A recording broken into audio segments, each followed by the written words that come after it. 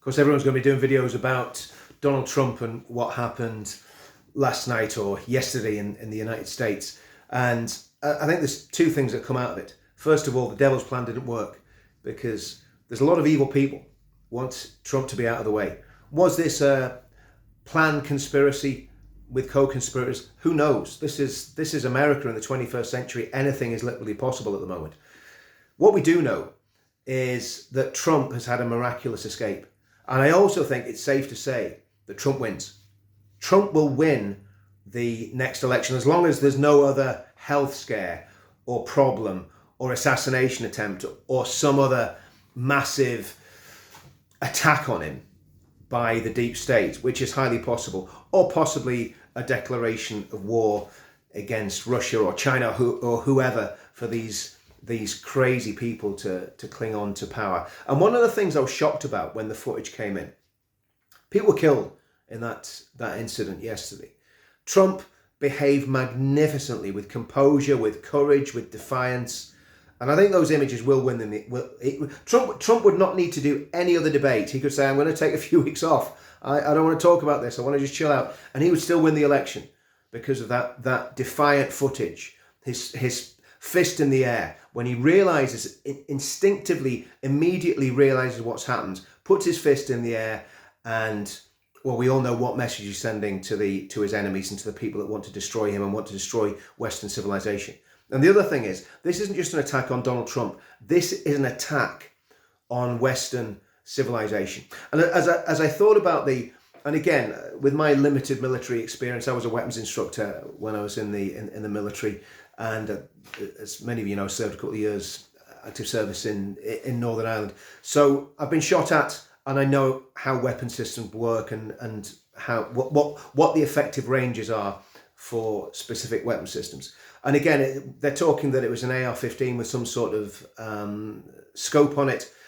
So 150 meters, that is a shoo-in for certainly getting shots into the chest area, the main body mass. If you're in a prone position, which that guy was, he's lying down, he's in an elevated position. If he's got a scope on his weapon, he will easily take that shot. And certainly, if somebody wasn't a great shot, probably the best thing they would do is aim for the body mass. If they're a better shot, they're probably going to go for the headshot. And of course, he got a headshot in. You know, Trump was hit in the ear. You do not get any closer than that.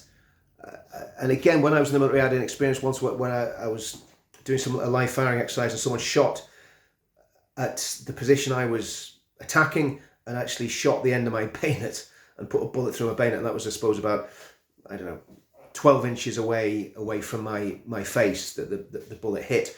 But like what Trump's had there is it's hit him. You know, the round has actually nicked his ear, which is just an incredible and miraculous escape. And again, whether people watching these videos believe in God or not, I don't know. And I don't, it's not my business what your beliefs are. I know I have my beliefs and I do believe in God. And I think that was a miracle. I think it was a big angel deflected that bullet, away and saved Trump. I really do. I think that was a miraculous deliverance that Trump has. And I hope Trump acknowledges that. He certainly seems to be a God-fearing man. I hope he acknowledges that and realizes that he's had a very, very miraculous deliverance by God. The other thing I was thinking, why was that area where the sniper opened up from, why was that not covered by the sniper screens? That's what I can't understand.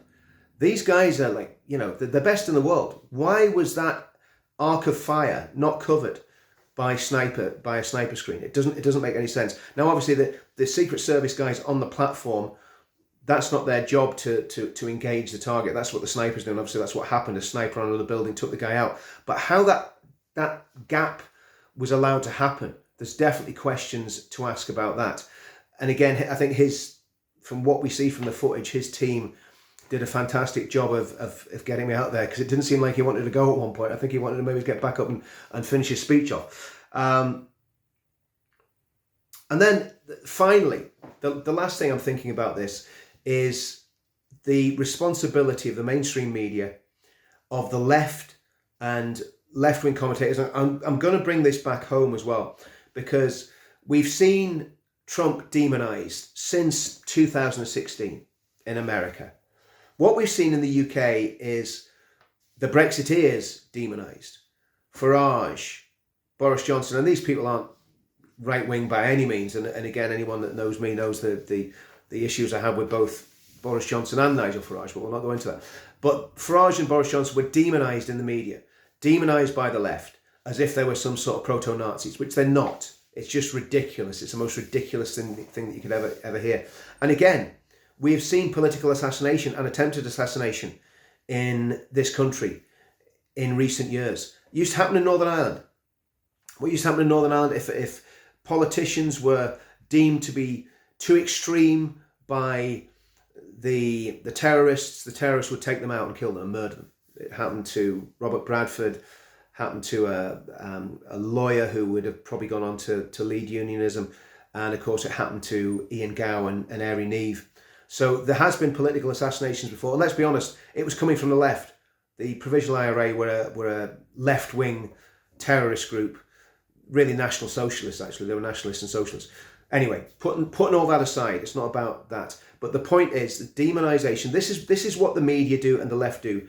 They demonize. And this is what Hope Not Hate do. Hope Not Hate demonize people for no reason other than they don't agree with their politics. It's disgusting, it's insidious, and there needs to be a change in this. This cannot be allowed to happen. The left have had it easy far too long. I don't care if we've got a left-wing government.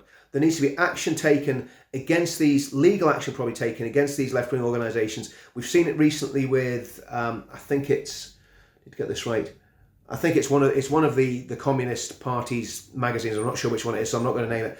But they were demonising Tommy Robinson, saying he needs to be wiped off the streets. Actually, I believe inciting violence against Tommy. So we've seen it against Nigel Farage. We've seen it against Tommy Robinson. We've seen it even against Jacob Rees-Mogg, one of the most mild-mannered gentlemen in British politics. And this is where it leads. This is where it leads. And that's why what we're doing in our movement is going to be doing the opposite of that. We're not going to be demonising people. We're not going to be attacking people. We're going to be saying, this is what we stand for and this is what we believe. Come and join us. And that's the right way to do it. We're going to say, we've got a better plan than they've got. We've got a better movement. We've got a better ideology. We're going to change the culture. We're going to change the politics of this country, and we're going to change it for the better and for the betterment of every single person. And when something like this happens, this needs to galvanise opposition to these narratives that have been pumped out. When a left-wing organisation is demonising legitimate, patriotic people, many of them army veterans, many of them hard-working men and women, demonising them as Nazis and fascists, they need to be called out. And I think there almost needs to be in this, I'm against hate speech laws on the whole, but there needs to be some sort of sanction against these people that are delegitimising perfectly decent, law-abiding British people. And it's been going on for far too long. It's going on in America. It's almost led to the murder of Donald Trump, and it's going on in the UK, and it needs to stop. And like I said at the beginning, Trump must win this election now. When I say must, there's no way he can lose it. If he loses it, there has been a steal. Because that footage of Donald Trump, that is iconic. That's going to be on t-shirts in 20, 30 years' time. Okay? That image, those images, whoever owns the rights for those images are going to make an absolute fortune because they are iconic images. And what I want to say is, what a guy. What a hero. What a leader. If I was in the United States, I'd be voting Donald Trump, and I'd be marching all of my family to the polling booth and making sure they voted for Donald Trump as well. Unfortunately, we don't have a Donald Trump in the UK, but maybe we'll get one. We've 5 years of Starmer's Stasi to come, and Stammering Starmer, well, I just hope that their government falls and we manage to get a decent government before he does too much damage. But I think we've got 4 or 5 years of it, and it's not going to be fun. But thank God, and I mean that, thank God that Donald Trump was delivered last night from that terrorist attack, and let's just hope that that good comes out of it. And terrible, terrible tragedy for the people that were unfortunately killed. See you all soon.